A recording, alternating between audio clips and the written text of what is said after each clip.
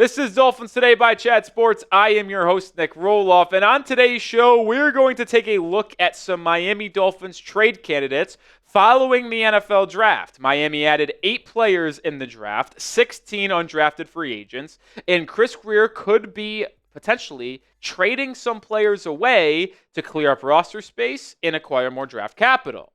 Before we get into some trade candidates on the Dolphins roster, make sure you are following me over on Twitter/X. My handle is Nic_Rohloff. We're on the road to 1,800 followers. Appreciate everybody who has already followed me on X. I tweet about the Dolphins every single day, and if the Dolphins end up trading anyone or trading for a player, I will have you covered on Twitter before we make any content on YouTube. So if you want the best coverage on the Dolphins, follow at Nic_Rohloff, but also make sure you're subscribed. All right, so let's get over to some trade candidates for the Dolphins because a lot of people are obviously going to know some of these players. And we'll just start with the most obvious one here. It's Jalen Ramsay, the corner, because he obviously has been the person subject to the most trade rumors. It's been him and Tyreek Hill for most of this offseason. But Ramsey has really taken headlines since the report from Ian Rappaport and Adam Schefter that Ramsey and the Dolphins are working together on a trade. It feels inevitable at this point that Ramsey will ultimately be dealt. It's more of a question of when and where than if it will actually happen.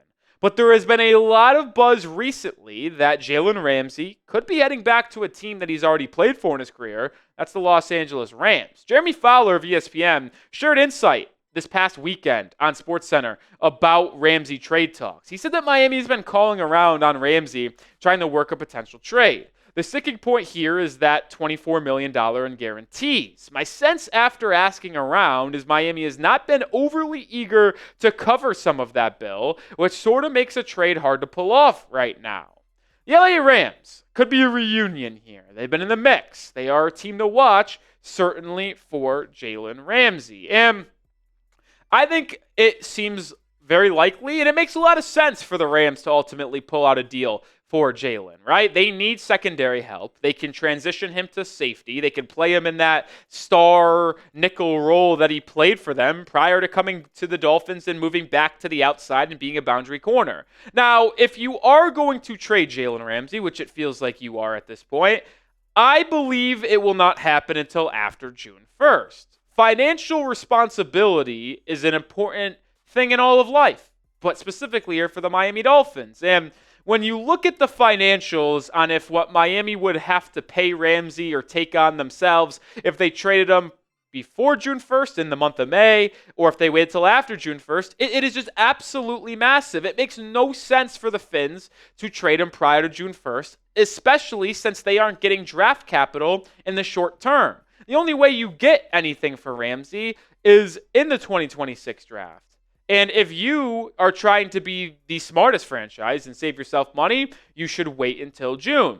Now, waiting till June might hurt your draft compensation, as well as when you see what Jeremy Fowler wrote and talked about how Miami doesn't want to take and eat all of those guarantees. Well, then your draft comp for Ramsey probably won't be that good. And what I am projecting right now is a 5th-round pick. Some people might think that's too low. But if you are prioritizing saving yourself money this year as well as in the future, I will take back a 5th-rounder rather than a 3rd or 4th round. And if it provides you more financial flexibility to extend players or sign free agents next offseason and this offseason.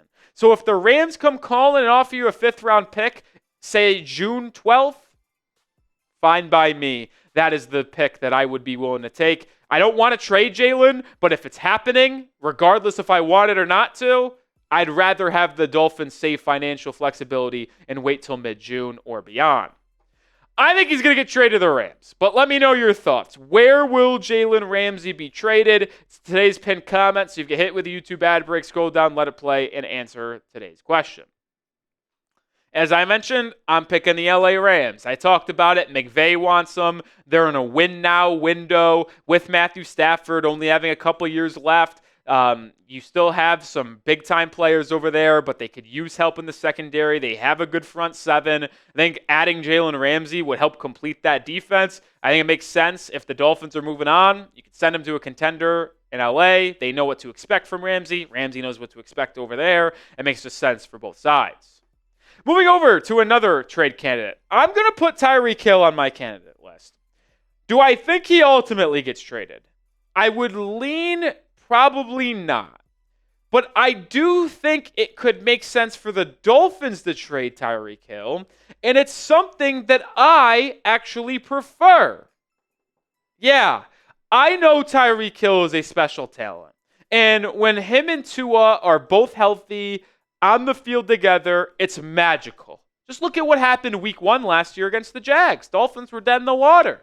Tyreek Hill, 80-yard touchdown. He had a $130 that game, and the Dolphins ended up coming back and winning on a Jason Sanders game-winning field goal.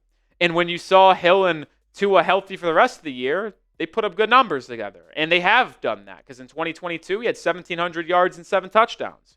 2023, he had 1,700 yards again and 13 touchdowns with Tua.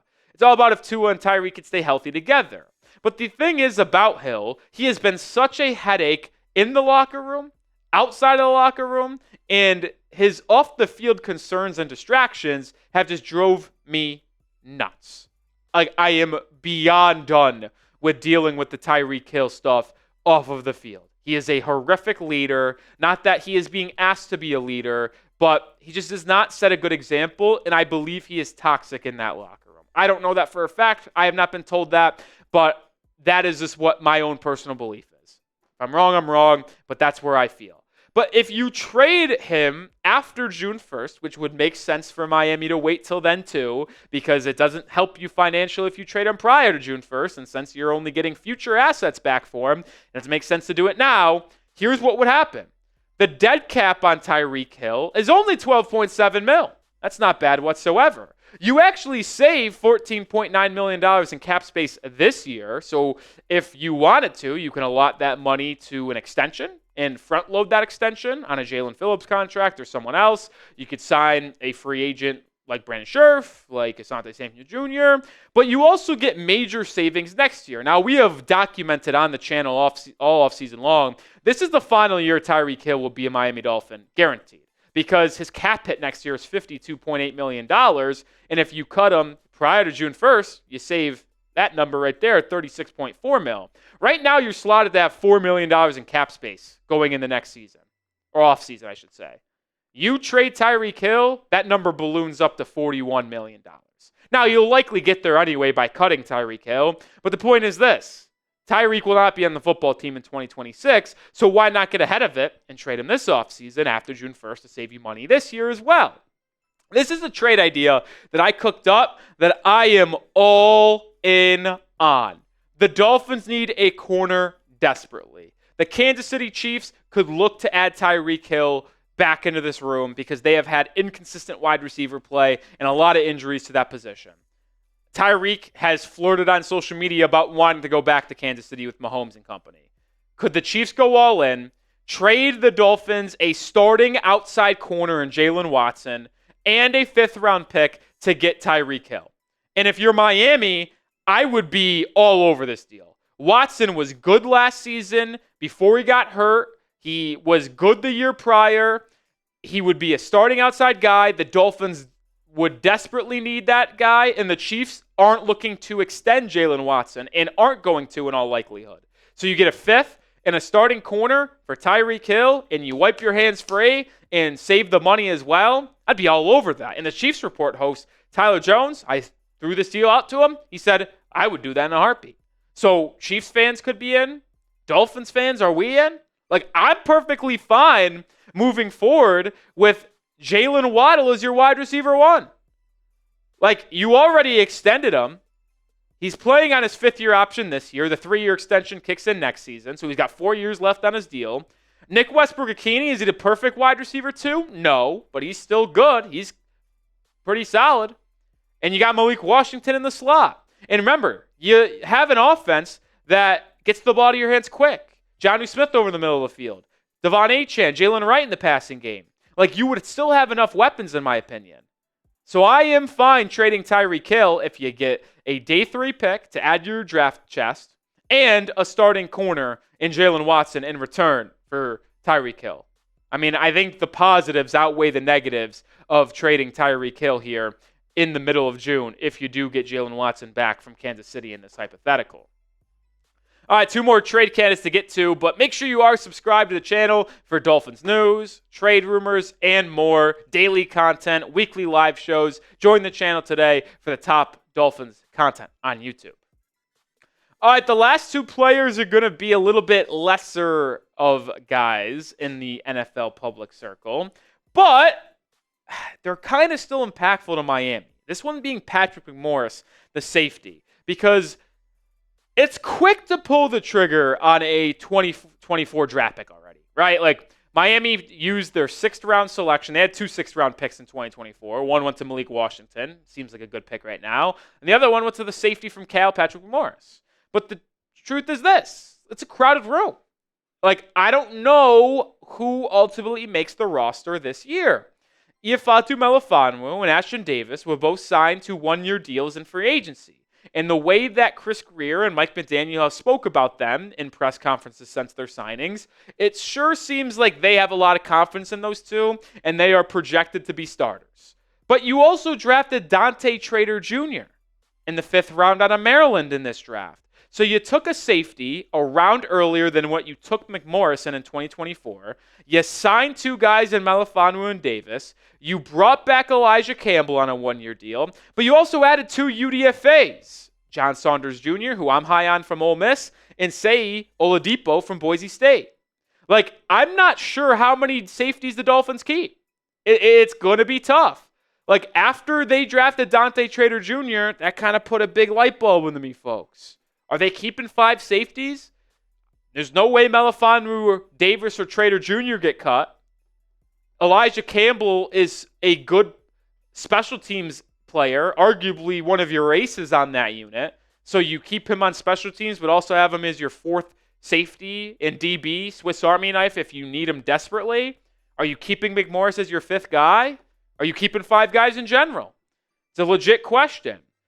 Maybe Chris Grier just says, all right, McMorris doesn't have a clear role on this team, a team that needs a safety, a 3rd or 4th guy. Maybe McMorris plays well in training camp in the preseason, and the Dolphins flip him for a 7th. That's what I think his comp would be. I don't think you're getting better than what you used on him, that being a 6th rounder. And if I'm Miami, knowing that I already invested a higher draft pick in the Dante Trader Jr., and you have a couple UDFAs that might pan out, why not trade McMorris for a 7th? Just add more capital so you can make trades in the future. Makes a lot of sense to me. One more trade candidate coming up here on the show, but make sure you get your Dolphins jerseys. Chatsports.com/Dolphins jersey is the link. You can get the 1st-round pick out of Michigan, Kenneth Grant. Not an official jersey number as of filming, but when that gets finalized, they'll ship it out to you. You get it in white, aqua. You can go get Jalen Waddle. You can go get Tua Tagovailoa. You can get any type of jersey that you want for the Miami Dolphins. Chatsports.com/Dolphins jersey. Links in the description and comments of today's video. Go get yours today. Every size, every style, every color, every player on the Miami Dolphins.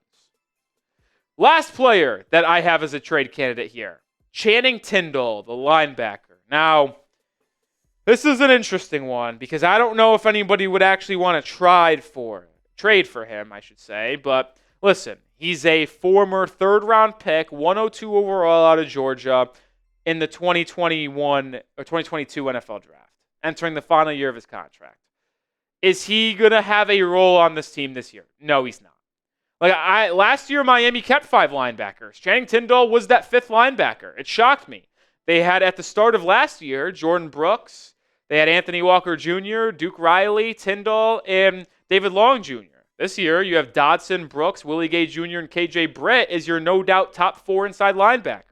Is Tindall going to be that 5th guy? You can also argue Bradley King, who's got special teams value, could be over Tindall. Or Eugene Asante, the UDFA from Auburn, who is a good special teams player in his college career and ran a 4.48 40.